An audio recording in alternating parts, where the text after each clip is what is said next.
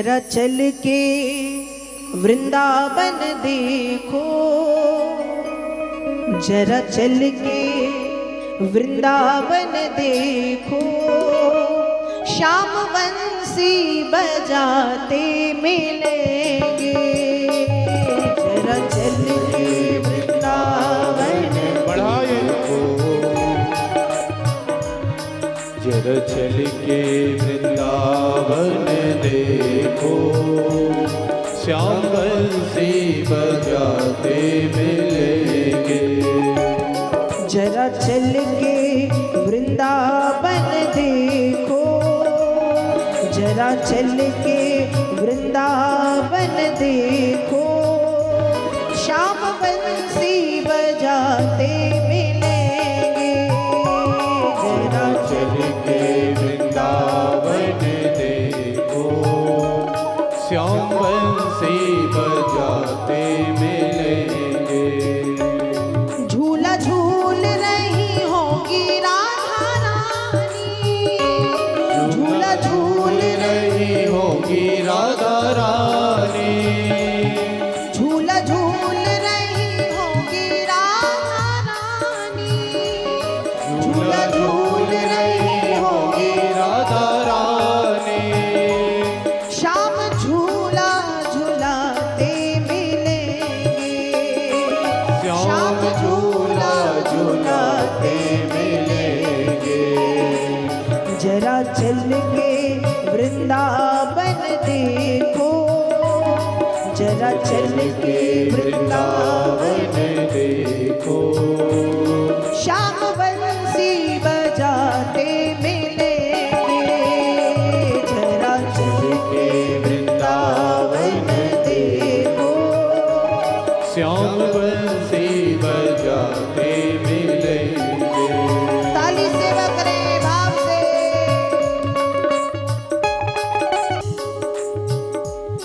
कभी यमुना के तीरे गोपियों के संग, कभी यमुना के तीरे गोपियों के संग, कभी यमुना के तीरे गोपियों के संग, कभी यमुना के तीरे गोपियों के संग, श्याम रास रचाते मिलेंगे, श्याम रास रचाते मिलेंगे। जरा चल के वृंदावन देखो, जरा चल के वृंदावन देखो, श्याम रास रचाते मिलेंगे। जरा चल के वृंदावन देखो, श्याम रास रचाते मिलेंगे।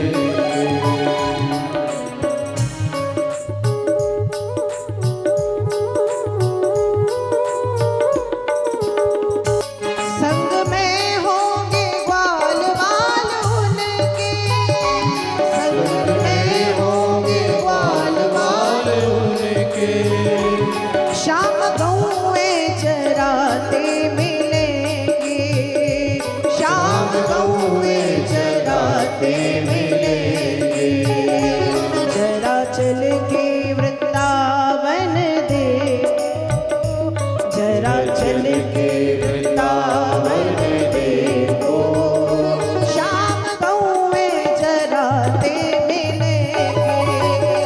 जरा चल के वृंदावन देखो, श्याम गौएं चराते मिलेंगे। जरा चल के वृंदावन देखो, श्याम गौएं चराते मिलेंगे। जरा चल के वृंदावन देखो, श्याम गौएं चराते मिलेंगे। छोटी छोटी गैया छोटे छोटे बाल, छोटी छोटी गैया छोटे छोटे द्वार, छोटो सो छोटो सो छोटो सो मेरो मदन गोपाल, छोटो सो मेरो मदन गोपाल।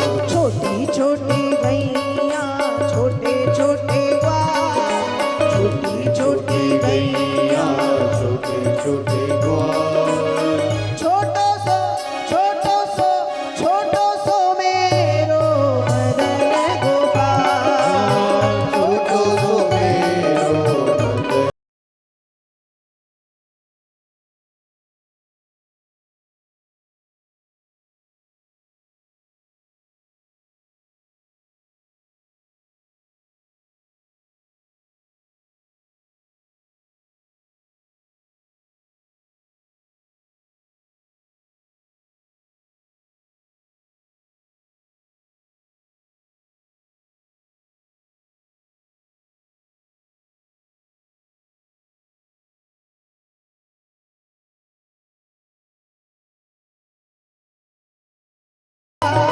छोटी छोटी गैया छोटे छोटे ग्वाल छोटो सो छोटो सो छोटो सो मेरो मदन गोपाल छोटो सो मेरो मदन गोपाल हे प्यारो सो मेरो मदन गोपाल प्यारो सो मेरो मदन गोपाल जरा चल के वृंदावन देखो जरा चल के वृंदावन देखो श्याम बंसी बजाते मिलेंगे जरा चल के वृंदावन देखो श्याम बंसी बजाते मिलेंगे जरा चल के वृंदावन देखो श्याम बंसी बजाते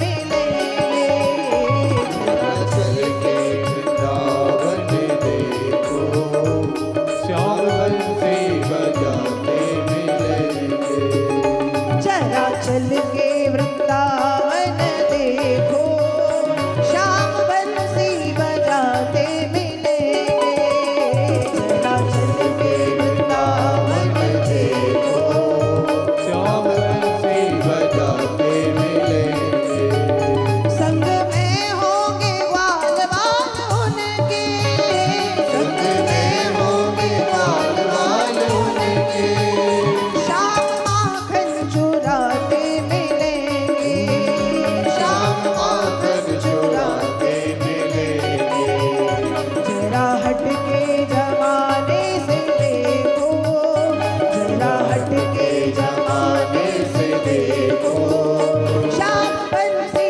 बजाते मिलेंगे जरा हट के जमाने से देखो श्याम बंसी बजाते मिलेंगे जरा चल के वृंदावन देखो श्याम बंसी बजाते मिलेंगे जरा चल के वृंदावन देखो श्याम बंसी बजाते मिलेंगे जरा चल के वृंदावन देखो श्याम बंसी बजाते मिलेंगे जरा चल के वृंदावन देखो श्याम बंसी बजाते मिलेंगे जरा चल के वृंदावन देखो श्याम बंसी बजाते मिलेंगे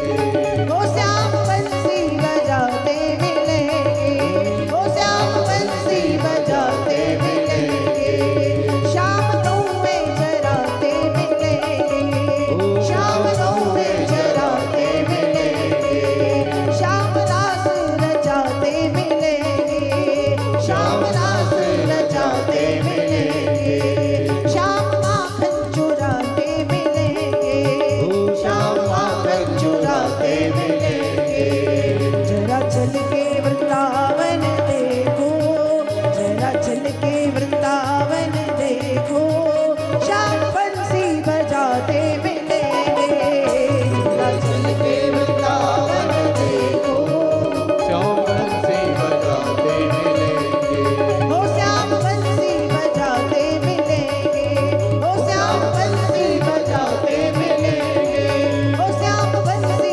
बजाते मिलेंगे ओ श्याम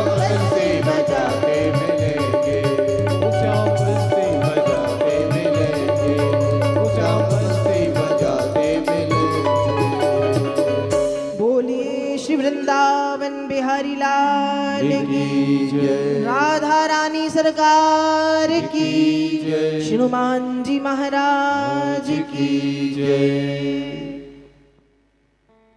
अभी आप सबने कथा के अंतर्गत गजेंद्र मोक्ष की पावन कथा को सुना है।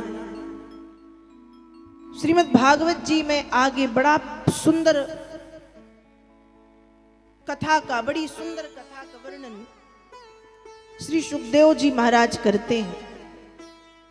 श्री सुखदेव जी महाराज सम्राट कर्मयोगी परीक्षित को बैठ करके कथा सुना रहे हैं। परीक्षित कथा सुन रहे हैं और कथा सुनाते सुनाते श्री सुखदेव जी महाराज ने राजा परीक्षित को समुद्र मंथन की कथा सुनाई। कौन सी कथा सुनाई? समुद्र मंथन की। बड़ी सुंदर कथा आती है। सुखदेव जी महाराज वर्णन कर रहे हैं। यदा दुर्वास सहसा पा सैन्द्रालोकांस्त्रयो नृप निःश्रीकांशा भवंस्तत्रो नेषुरिज्या दया क्रिया। बड़ी सुंदर कथा आती है, दिव्य कथा समुद्र मंथन की। एक बार की बात है जब देवराज इंद्र तीनों लोगों के राजा बने तो राज्य पाकर के इंद्र को अहंकार आ गया और उसी राज्य के मद में चूर होकर के ऐरावत पर बैठ करके इंद्र यत्र तत्र चारों तरफ भ्रमण कर रहे हैं। चारों तरफ भ्रमण कर रहे हैं। दुर्वासा ऋषि ने इंद्र को देखा। दुर्वासा ऋषि के मन में यह भाव आया कि इंद्र हमारे राज्य का राजा है। इंद्र का मान सम्मान करना हमारा परम धर्म है, परम कर्तव्य है। अब दुर्वासा ऋषि के पास कुछ तो था नहीं। एक फूलों की माला थी, वही इंद्र को पहना दी। अब फूलों की माला देख के इंद्र को लग रहा है कि ये साधारण से फूलों की माला मुझ जैसे राजा के ऊपर शोभा नहीं देती। और इंद्र ने वह माला गले से निकाली, हाथी के सूंड में फेंकी। हाथी ने वह माला सूंड से पृथ्वी पर गिरा करके पैर से कुचल दी। दुर्वासा ऋषि को बुरा लगा कि इंद्र ने मेरा अपमान तो किया, ठीक, इंद्र ने मेरा अपमान तो किया।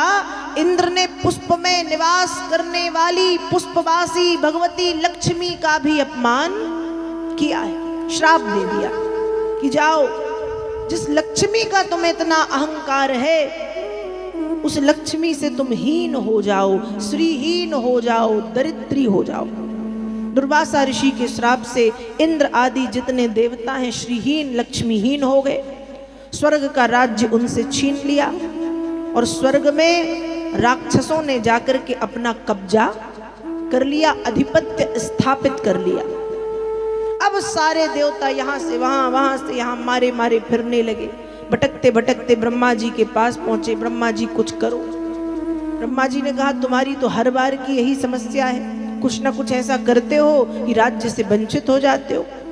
इस बार मैं तुम्हारी सहायता नहीं कर सकता। यदि तुम चाहते हो कि तुम्हारा काम बने तो तुम भगवान विष्णु के पास जाओ। अब इंद्रादि देवता कह रहे हैं कि भगवान विष्णु के पास तो जाएं, लेकिन भगवान विष्णु रहते कहाँ हैं? भगवान विष्णु मिलेंगे कहाँ? ब्रह्मा जी ने कहा अपने धाम में मिलेंगे, और कहाँ?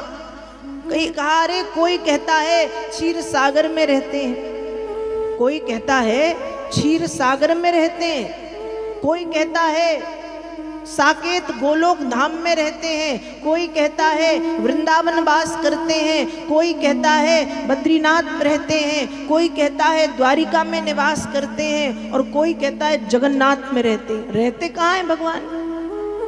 किसको पता? एक बार की बात है, नारद जी से किसी ने कह दिया कि नारद जी आपको पता भगवान कहाँ रहते? नारद जी ने कहा पता है, अपने धाम में। अब धाम उन कितने सारे, कहीं भी रहते। कहा नहीं नहीं, धाम में तो ठीक, उसके अलावा यदि भगवान कहाँ रहते हैं आपको पता है? नारद जी ने कहा नहीं। उस भक्त ने कहा भगवान आपके हृदय में रहते हैं। अब नारद जी बड़े खुश ये भगवान मेरे हृदय में रहते भगवान। लेकिन नारद जी के मन में आया कि एक बार भगवान से पूछ लूं कि क्या ये सही है। नारद जी पहुंचे, भगवान आप कहाँ रहते हैं? भगवान उत्तर दे रहे हैं, ना हम बसामि बैकुंठे योगिनां हृदयेन चो मद्भक्त्या यत्र गायन्ति तत्र तिष्ठामि नारद। भगवान कह रहे ना हम बसामि बैकुंठे, नारद बैकुंठ में नहीं रहता, बैकुंठ में नहीं रहता। योगिनां हृदयेन चो, तुम्हारे जैसे योगियों के हृदय में भी नहीं रहता। अब नारद जी का थोड़ा सा मुंह उतर गया। तो प्रभु आप कहाँ रहते हैं? कहा मद्भक्त्या यत्र गायन्ति तत्र तिष्ठामि नारदो। कहा मेरे भक्त यत्र जहाँ गा गा करके मुझे बुलाते हैं मैं वहीं पहुंच जाता हूँ, अर्थात मैं अपने भक्तों के बीच में, भक्तों के सानिध्य में निवास करता हूँ। तो अब ये बात आई कि भगवान रहते कहाँ हैं, भगवान मिलेंगे कहाँ, भगवान दिखेंगे कहाँ। देवताओं के मन में ये बात है। ब्रह्मा जी ने कहा यदि जानना चाहते हो तो भोलेनाथ बता सकते हैं। कौन बता सकते हैं? भोलेनाथ। अब सब देवता भगवान भोलेनाथ के पास पहुंचे। अब जब भोलेनाथ के पास पहुंचे और भोलेनाथ से पूछा कि भगवान कहाँ रहते हैं, तो भोलेनाथ उत्तर दे रहे, हरि व्यापक सर्वत्र समाना प्रेम ते प्रगट हो ही मैं जाना देश काल दिशि विधि सहु माही कहु सो कहाँ जहाँ प्रभु नाही। कहाँ रहते भगवान? कहा सर्वत्र समाना, सभी जगह समान रूप से व्याप्त हैं। कहाँ नहीं रहते? कहाँ नहीं रहते? सर्वत्र व्याप्त हैं समान रूप से। प्रेम ते प्रकट हो ही मैं जाना, प्रेम से जब बुलाते हैं तो वहीं पे वो प्रकट हो जाते हैं। नमोस्तु तस्मा उपशांत सक्तये स्वराज्य लाभो प्रतिपूरितात्मने गुणे सुमाया रचिते सुवृत्तिभे न संजमानाय नमस्वदूत। भावपूर्ण स्तुति प्रारंभ की है नारायण। संसार के समस्त जीवों में पुरुष रूप में आप विराजमान हैं। स्त्री हो, पुरुष हो, बालक हो, बालिका हो, वृद्ध हो, वृद्धा हो, पशु हो, पक्षी हो, चर हो, अचर हो, समस्त संसार के प्राणियों के हृदय में पुरुष रूप में नारायण नाथ आप विराजमान हैं। जिस प्रकार से वृक्ष की जड़ में पानी डालने से, जैसे हमको एक वृक्ष हमने लगाया, उस वृक्ष को पानी देना है तो हम कहाँ पानी देते हैं? जड़ में। जड़ में पानी डालने से पूरे वृक्ष को पानी मिलता है, मिलता है ना। हम सोचें कि पत्ते पे पानी डालें और पानी जड़ को मिल जाए तो मिलेगा। हम सोचे शाखा पर पानी डालें और पानी पत्तों को मिल जाए या फल को मिल जाए, मिलेगा नहीं। जैसे वृक्ष की जड़ का सिंचन करने से पूरे वृक्ष को जल की प्राप्ति हो जाती है, वैसे ही हे नाथ आपका यदि ध्यान कर लिया जाए, आपका यदि आराधन कर लिया जाए तो संसार के समस्त प्राणियों का ध्यान, समस्त प्राणियों का आराधन हो जाता है। क्योंकि संसार के हर मनुष्य के हृदय में पुरुष के रूप में नाथ आप विराजमान है, बैठे हुए। आप सभी जीवों के हृदय में विराजमान हो। जब इस तरह से प्रार्थना की, इस तरह से बड़ा सुंदर भाव रख के प्रार्थना की गई, भगवान प्रकट हो गए। क्योंकि प्रेम से प्रकट हो जाते हैं भगवान। काम से नहीं मिलते, क्रोध से नहीं मिलते, लोभ से नहीं मिलते, मोह से नहीं मिलते। भगवान किससे मिलते हैं? प्रेम से मिलते हैं। किससे मिलते हैं? प्रेम से। भगवान को यदि पाना है तो प्रेम ते प्रगट हो ही मैं जाना हरि व्यापक सर्वत्र समाना। प्रेम से प्रकट हो गए नारायण। अब जब नारायण प्रकट हुए तो नारायण को किस किसने देखा? नारायण तो प्रकट हो गए। अब वहां इतने सारे देवी देवता हैं, ब्रह्मा है, भगवान शंकर है, पर देखा किसने? सिर्फ दो लोगों ने। विरिंचो भगवान दृष्ट्वा सह सर्वेण ताम तणुम स्वच्छाम मरकत श्यामाम कंज गर्भारुणे क्षणाम। किसने देखा? कहा बिरिंचो भगवान दृष्टवा, ब्रह्मा ने भगवान को देखा। और किसने देखा? कहा सह सर्वेण, ब्रह्मा के साथ में जो शिव हैं उन्होंने देखा, बाकी किसी ने नहीं देखा। क्यों? कहा स्वच्छाम मरकत श्यामाम, भगवान के शरीर से स्वच्छ मरकत मणि के समान तेज निकल रहा है और उस तेज के कारण देवताओं की आंखें चकरा गईं। अपनी अपनी आंखें बंद करके देवता खड़े, इतना तेज की देख ही नहीं पा रहे।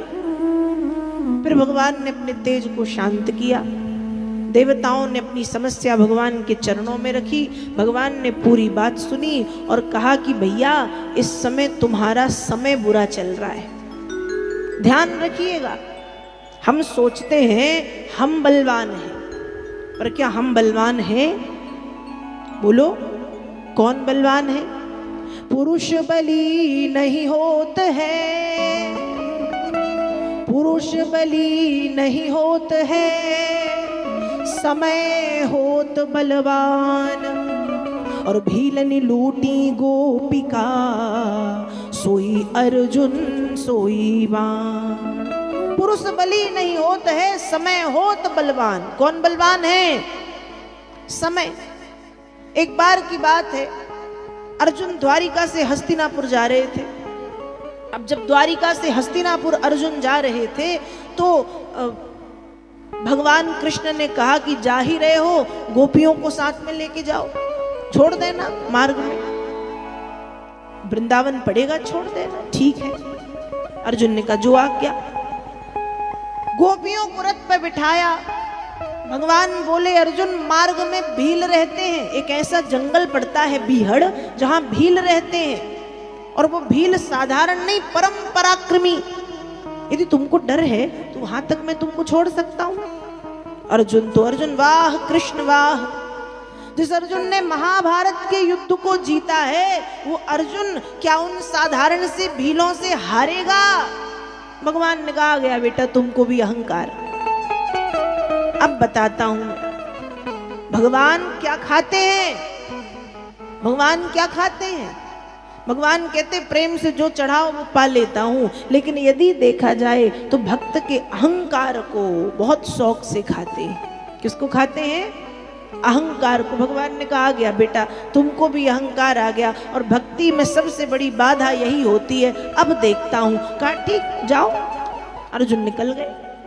अब जैसे ही अर्जुन निकले, बीच रास्ते पे भीलों ने रथ को रोका। और रथ को क्या रोका? गोपियों को अर्जुन से छीन लिया। अर्जुन के धनुष बाण कुछ नहीं कर पाए। अर्जुन हाथ मलते बस खड़े देखते रह गए, और भीलों ने गोपियों को अर्जुन से छीना। अर्जुन खाली हाथ हस्तिनापुर पहुंचे हैं, और जब दुखी होकर के अर्जुन बैठे उस समय यह बात अर्जुन युधिष्ठिर से कह रहे हैं। तद वै धनुस्थ एकवा सरथो हयास्ते, सोहम रथी नृपतयो यत आनमन्ति, सर्वं क्षणेन तदभूत सदीस रिक्तम, भस्मन् हुतं कुहकराद्मिवोक्तमूष्याम्। हे बड़े भैया, जब अर्जुन ने युधिष्ठिर ने पूछा कि इतने दुखी क्यों हो पार्थ, इतने दुखी क्यों हो, तब अर्जुन कह रहे कि बड़े भैया क्या बताऊं, आज वही रथ था जो महाभारत के युद्ध में था, वही घोड़े थे जो महाभारत के युद्ध में थे, वही धनुष बाण थे जो महाभारत के युद्ध में थे। गांडीवम श्रंसतेर हस्तात्, गांडीव नाम का धनुष था, और वही मैं अर्जुन था जो महाभारत के युद्ध में था, जिसने बड़े बड़े अतिरथी और महारथियों को जीता है। लेकिन आज अर्जुन के धनुष से निकलने वाले बाण इस प्रकार से व्यर्थ चले गए जैसे राख में डाली गई आहुति बेकार जाती।